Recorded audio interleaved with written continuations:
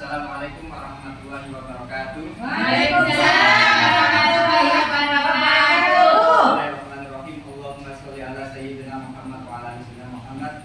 Pada siang ini kita akan melaksanakan diseminasi yang akan diselenggarakan oleh Kombel Sidoarjo, SDN Sidoarjo, yang dilaksanakan pukul 12 tanggal 16 November 2024 yang dihadiri oleh beberapa dewan guru.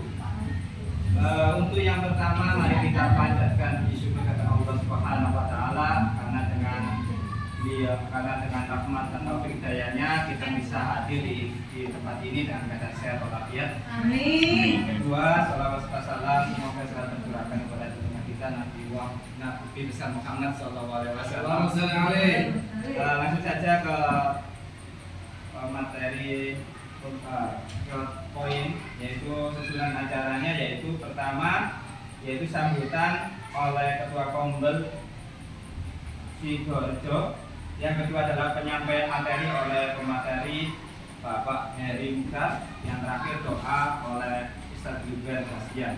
Itu saja susunan acara pada hari ini. Pertama langsung saja ke poin nomor 1, yaitu sambutan oleh Bapak Ketua Kombel Sidoarjo. Kepada beliau kami persilakan.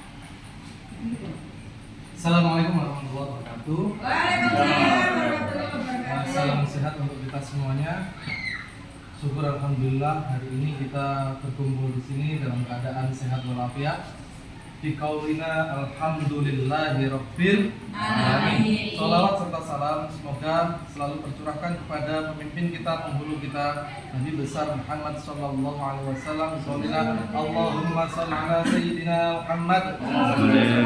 Bapak Ibu, panjenengan dikumpulkan di majelis yang barokah ini dalam tema diseminasi pembelajaran berkualitas dengan meningkatkan kesehatan B dan kebugaran peserta didik. Bapak Ibu, kita punya Kombel, namanya Komunitas Belajar Sidoarjo Belajar. Marilah kita manfaatkan komunitas kita untuk kedepannya membuat kita semakin profesional dalam mengajar, semakin solid dalam bekerja atau leadership. Nah, kita semuanya nanti akan belajar bersama-sama. Dalam di sini ada yang materi yang ingin disampaikan oleh teman kita, Bapak Heri Mukhtar, selaku calon guru penggerak SDN Sidoarjo, bukan calon lagi, karena nanti akan diangkat oleh Allah Subhanahu wa taala. Monggo, untuk saya cukup sekian, mari kita simak bersama-sama penjabaran dari sahabat kita Bapak Heri Mukhtar. Semoga banyak ilmu yang kita dapatkan dan untuk meningkatkan kualitas pendidikan yang ada di SDN Sidoarjo. Kita buka bersama-sama dengan bacaan suratul Fatihah. Ala hadiniyah wa ala kulli niyatin sholihah. Al-Fatihah. Bismillahirrahmanirrahim. Iyyaka na'budu wa iyyaka nasta'in. Terima kasih Bapak Ibu. Semoga ke depan acara ini dari awal hingga akhir lancar. Saya akhiri dengan sholawat mustaqim. Assalamualaikum warahmatullahi wabarakatuh. Waalaikumsalam warahmatullahi wabarakatuh. Terima kasih kami sampaikan kepada Bapak Fajar selaku Ketua Kombel Sidoarjo. Untuk acara kedua, mari kita simak materi yang akan disampaikan oleh pemateri kita, Guru PJOK Bapak Heri Mukhtar. Kepada beliau kami persilakan. Assalamualaikum warahmatullahi wabarakatuh. Waalaikumsalam. Selamat siang, swastiastu, namo buddhaya, salam kebajikan. Bapak Ibu yang saya hormati, pada siang hari ini saya ingin mendiseminasikan tentang pembelajaran berkualitas dengan meningkatkan kesehatan dan kebugaran peserta didik. Ya. Saya Heri Mukhtar, SPP Guru PJOK dan sekaligus peserta kegiatan PKG PJOK kelas 10 Kabupaten Sidoarjo. Untuk memulai, kita melakukan ice breaking dulu supaya hari ini lebih ceria dan konsentrasi kita meningkat. Silakan berdiri semua.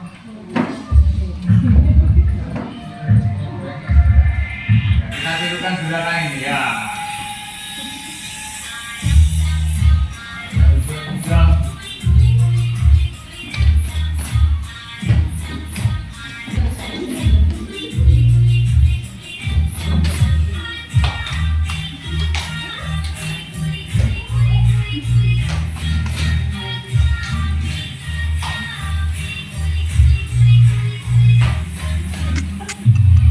Lebih cepat lagi.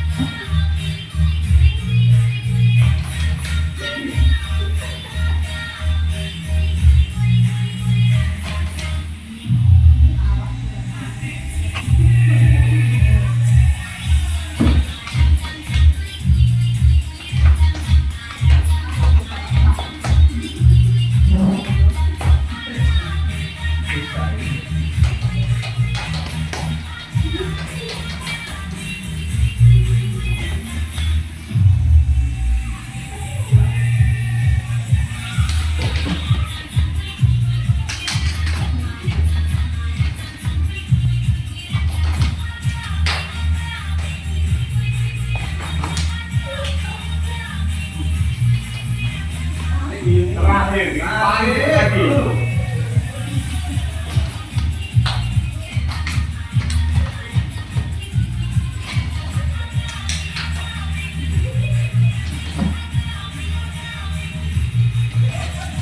Oke.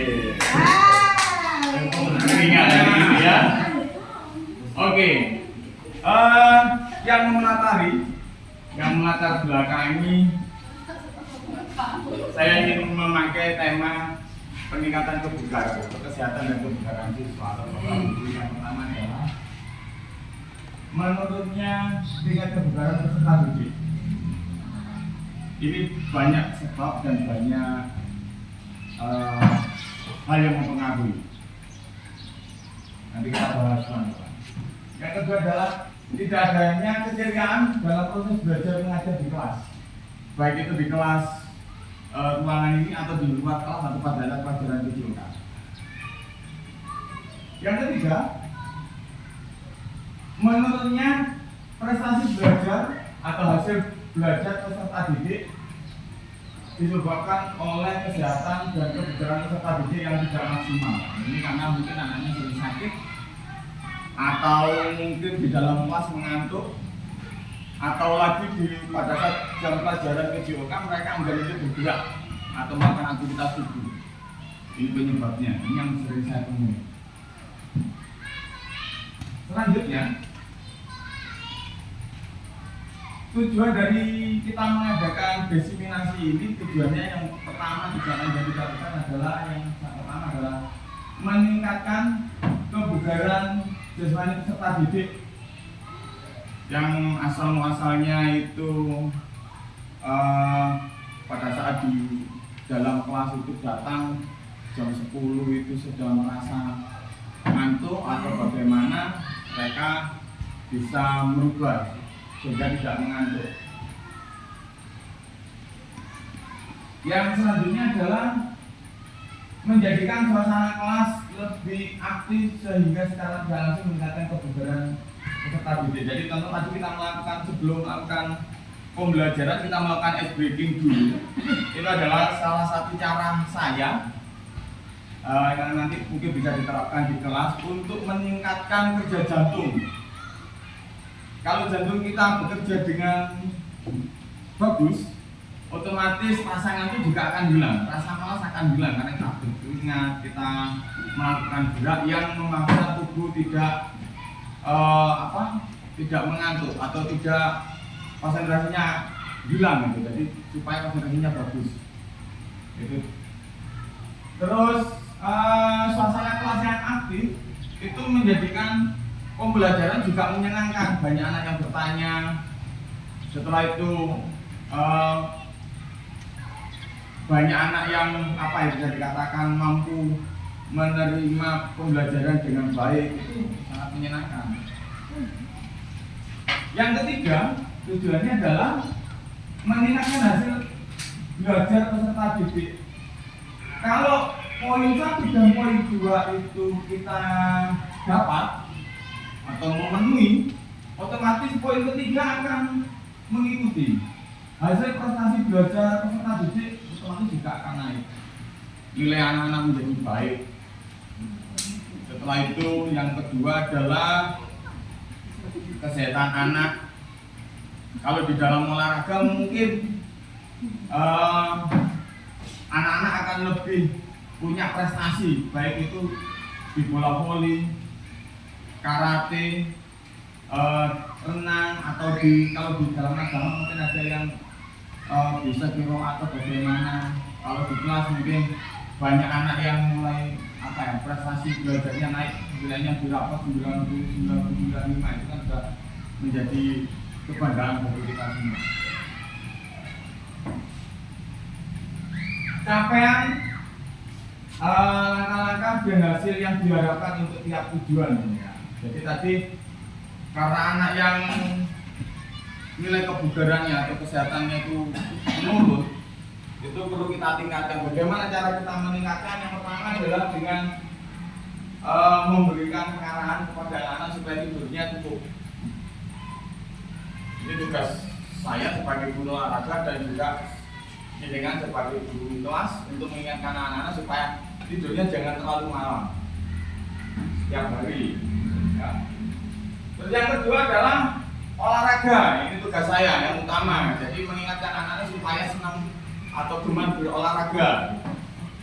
Dengan berolahraga, saya yakin tubuh anak-anak akan bugar dan olahraganya teratur. Tidak hanya waktu jam pelajaran PJOK aja mereka berolahraga, tetapi di luar jam pelajaran PJOK, misal aja sore hari ikut jalan-jalan atau bersepeda bersama teman, itu juga termasuk sudah melakukan kegiatan olahraga.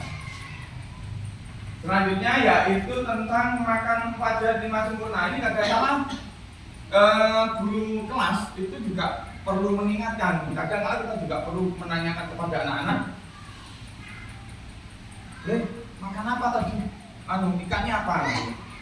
Ikannya keropok Pak. Keropok. Bagaimana kamu mau sehat, mau pinter dong makan keropok ikannya itu? Ya harus pelajaran 5 sempurna, ada ikannya, ada lauknya ya. Setelah itu ada buahnya nggak perlu mahal ya. Kita perlu kita konsultasi atau berdialog dengan anak-anak bahwasanya makanan tidak harus enak, tetapi yang penting gizinya mencukupi kebutuhan tubuh. Setelah itu dari buah sudah, sayur-mayurnya kita kadang bertanya pada anak-anak, tadi sayurnya apa? Oh mama kamu pakai kecap Pak, wah malah pakai sayur baru sehat piye, rasa pinter gue lah. Itu kadang kita perlu sekali-kali bujuan gitu ya, sama teman anak-anak kita sekali-kali bujuan, tapi intinya adalah mengajak anak-anak untuk berkomunikasi dan mengetahui kenapa kok mereka kebugarannya turun yang mempengaruhi hasil belajar gitu. Ya. Yang selanjutnya ini ada manajemen stres. Manajemen stres ini kadang-kala anak-anak itu pada saat di kelas gitu, itu kadang bingung. Kenapa kamu bingung Pak? Tugasku banyak yang belum selesai. Ya ini kadang makanya kita harus memberikan beban kepada anak itu sesuai dengan kemampuan anak-anak. Tapi kadang kita juga perlu memaksa tetapi dengan kemampuan mereka. Nah, jadi sehingga anak-anak tidak merasa takut sebelum masuk ke kelas gitu. Itu yang setelah itu kadang kita juga menanyakan tentang kadang kita perlu ngomong-ngomong ke anak-anak dengan anak-anak supaya anak-anak juga tidak stres. Itu hubungan mereka dengan teman-temannya mereka di dalam kelas atau di luar kelas, supaya kita tahu bahwasanya menjadikan mereka stres atau depresi itu apa sih? Mungkin adanya pembulian atau bagaimana, makanya kita perlu itu. Terus itu juga kita sebagai guru juga harus pintar-pintar memanajemen stres kita sendiri, supaya apa, kita nggak masuk kelas dalam kondisi stres yang akan berpengaruh kepada prestasi belajar anak. Yang selanjutnya adalah ini menjauhi narkoba. Jadi kita perlu mulai dari dini memberikan pendidikan tentang narkotika, ya. Bagaimana cara kita menjauhkan anak-anak kepada narkotika, terutama yang paling dasar adalah rokok, ya. Rokok itu salah satu narkotika yang memang dilegalkan oleh negara, tetapi mempunyai dampak yang buruk bagi kesehatan anak-anak dan prestasi belajar anak-anak. Jadi langkah-langkah ini akan berjalan dengan baik bila mana kita sebagai pendidik atau guru itu juga bekerjasama dengan wali siswa. Kita ngomong-ngomong dengan wali siswa apa yang perlu mereka lakukan di rumah supaya hasil belajar mereka atau kebugaran mereka itu selalu terjaga, nggak terganggu. Lanjut, struktur atau program mitra dalam komunitas belajar. Lanjutnya di sini adalah adanya ekstrakurikuler yang meningkatkan pengetahuan dan kebugaran peserta didik. Jadi di sekolah ini kalau bisa itu setiap hari ada ekstrakurikuler. Nah itu pengennya guru PJK seperti itu, pengennya saya supaya apa, mengakomodir semua keinginan siswa dan tidak hanya terbatas hanya bola voli, karate, tapi kalau bisa ke yang lain gitu. Yang mana nanti akan mempengaruhi pada manajemen stresnya, kebugarannya, itu yang sangat kita perlukan. Yang kedua adalah adanya pembiasaan yang mampu meningkatkan kesehatan dan kebugaran peserta didik. Alhamdulillah dari Menteri Pendidikan yang sekarang itu akan memberlakukan 7 kebiasaan yang harus dilakukan oleh siswa. Salah satunya adalah bangun pagi, suatu sarapan, dan beberapa hal yang lain yang nanti akan mempengaruhi pada karakter anak. Ya, jadi pengembangan karakter ya, 7 pengembangan karakter yang nanti sebagai pengganti daripada P5. Jadi kebiasaan-kebiasaan yang baik harus kita kembangkan dan kita berusaha untuk menghilangkan kebiasaan buruk pada peserta didik. Ini tugas kita bersama. Yang selanjutnya adalah adanya proses belajar mengajar yang menyenangkan sehingga siswa aktif. Kadang-kadang kita perlu sebelum pembelajaran yang serius kita melakukan ice breaking seperti tadi yang menjadikan anak-anak aktif. Setelah itu memberikan reward, meskipun tidak besar, mungkin ayo siapa yang bisa saya kasih permen gitu. Nah, itu kan senang anak-anak. Ya. Atau kalau nggak gitu yang yang kelihatan punya prestasi, kita kasih sesuatu hal yang menarik sehingga mereka terus-menerus akan berusaha untuk menjadikan mereka maju. Oke, lanjut. Nah ini pernyataan tentang kesehatan dan kebugaran jasmani. Saya yakin Bapak Ibu guru mengerti sekali tentang apa itu sehat, apa itu bugar. Mungkin banyak Bapak Ibu guru yang mungkin itu menyamakan antara sehat dan bugar itu sama, padahal artinya beda sekali, jauh. Ya, kita mendefinisikan kesehatan adalah ini kondisi kesejahteraan fisik, mental, sosial lengkap dan bukan sekedar tidak adanya penyakit atau kelemahan. Ini menurut Wikipedia, saya ambil dari Wikipedia. Tapi kalau versi saya simpel sekali. Kalau saya adalah kondisi tubuh yang tidak terjangkit penyakit baik itu jasmani ataupun rohani, itu namanya sehat. Pak, kalau tubuhnya sudah satu kena penyakit, misalnya agak lupaan gitu ya, nantian, ya itu juga kalau masuk juga tidak sehat, ya. Jadi sehat itu intinya adalah tidak terkena penyakit, ya. Terus ini arti daripada kebugaran. Kebugaran adalah kemampuan manusia dalam menjalani aktivitas sehari-hari tanpa mengalami kelelahan yang berarti. Contohnya adalah siswa mulai dari jam 7 pagi sampai jam 12 mereka tidak mengalami kelelahan, ngantuk pun tidak. Wah, itu berarti kebugarannya bagus.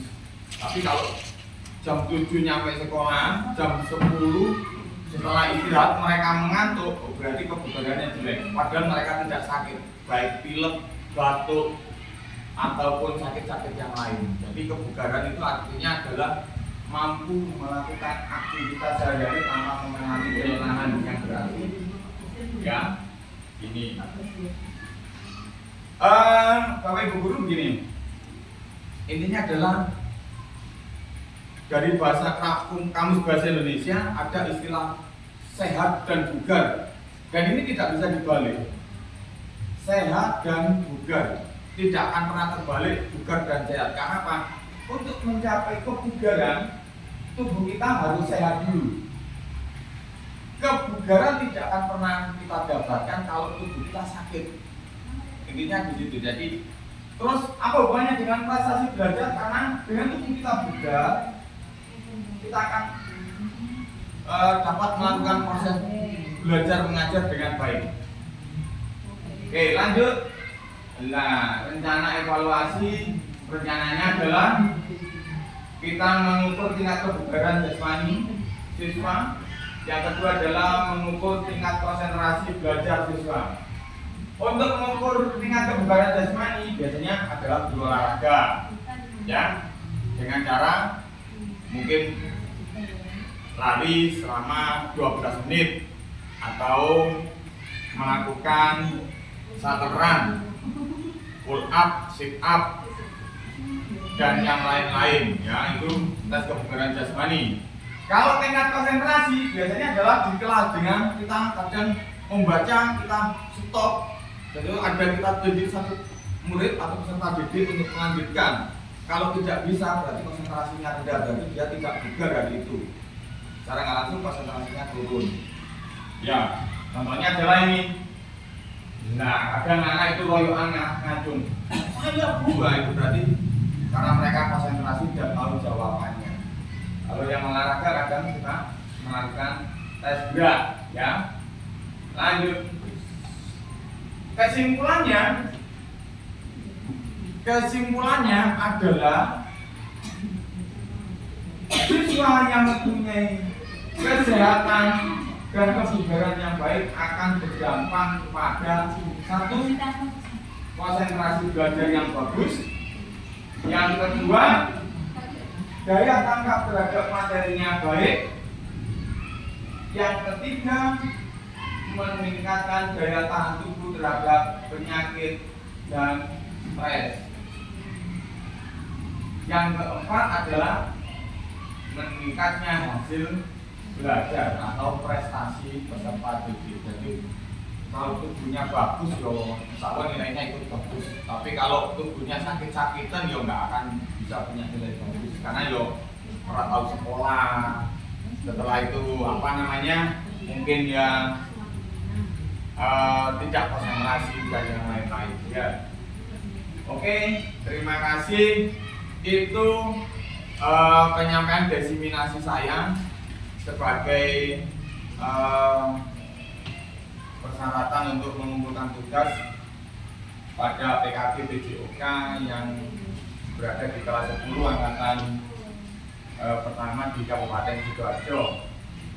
Sebelumnya saya Heri Muhtar meminta maaf dan berterima kasih kepada teman-teman Bapak Ibu guru yang telah mengikuti kegiatan desiminasi pada siang hari ini. Kepada Semuanya ucapkan assalamualaikum warahmatullahi wabarakatuh. Waalaikumsalam warahmatullahi wabarakatuh.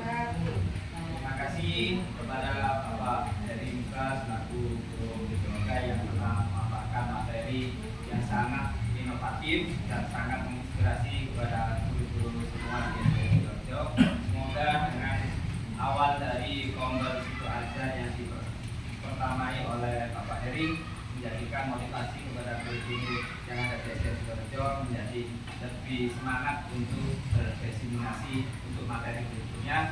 Terima kasih untuk semuanya yang sudah hadir. Mudah-mudahan diberi barokah hidupnya karena membantu teman yang sangat profesional ini ya, termasuk guru penggerak, siap bergerak dan siap jadi. Ya, itu saja. Saya sendiri sebagai protokoler, mohon maaf bila ada kurang lebihnya dalam menyampaikan atau mengatur jalannya acara ini. Untuk acara berikutnya yaitu doa yang akan disampaikan oleh Ustazah Isnaini kepada Ustazah Isnaini, kami silakan. Saya ya, dan terima kasih. Mohon maaf lahir dan batin. Silakan. Assalamualaikum warahmatullahi wabarakatuh. Waalaikumsalam. Mari kita senang mendengar kepala ketua agama yang Maha Kuasa. Semoga apa yang telah kita pelajari hari ini Pak Heri sampai sebenarnya semoga bermanfaat untuk kita semua, baik untuk murid kita ataupun kita semuanya. Bila kita sudah